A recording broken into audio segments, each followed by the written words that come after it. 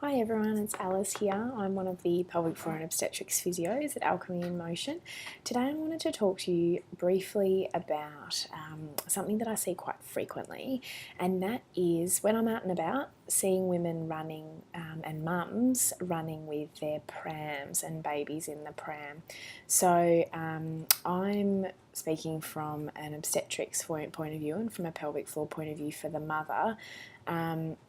And I just want to explain why it isn't ideal to run with your pram. The primary reason is when you're actually holding onto your pram, you're restricting how much rotation you can actually put through your thoracic spine, which is your mid-spine, around where your bra strap sits. Now the issue with this is when every single time your foot hits the ground, there's going to be what's called a ground reaction force that actually comes up through the leg. Now those forces naturally want to travel wherever movement's going. So what happens is if movement has stopped in that midsection of your spine because you're holding onto your pram, that force will come up the leg, be absorbed more so into the low back, into the tummy, but then back down onto the pelvic floor and back into your hips, knees and feet. So essentially your tummy that may potentially have a bit of a separation or some stretch or laxity, but your back and also most importantly your pelvic floor is actually having to absorb a lot more force and pressure and weight because your mid-spine isn't actually rotating. So what's ideal is when you're running to have an equal sort of arm swing, okay, which creates this beautiful twisting effect through your mid-spine.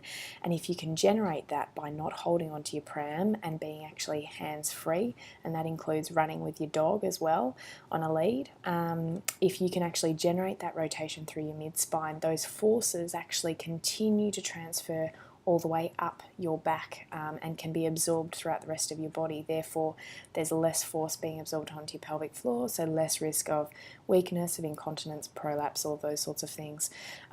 There's a whole nother set of exercises that we like to go through with all of our clients in terms of walking and running, with how to actually activate your pelvic floor and that deep corset sort of support system that also helps to absorb the force when you're running. And these sorts of things are really, really critical to go through when you are wanting to return back to sport and exercise, and particularly running.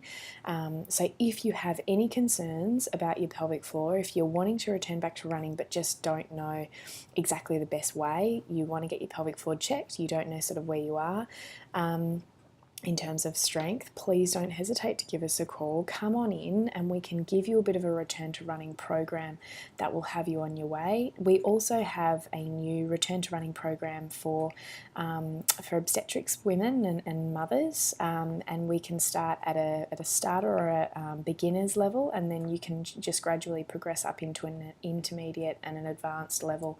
So I'll talk about that at another time, but keep an eye out on our website, Facebook and Instagram pages for more information about the Return to Running program. But as I said, if you have any questions or concerns, please don't hesitate to give us a call and we'd love to help you out. Have a great day.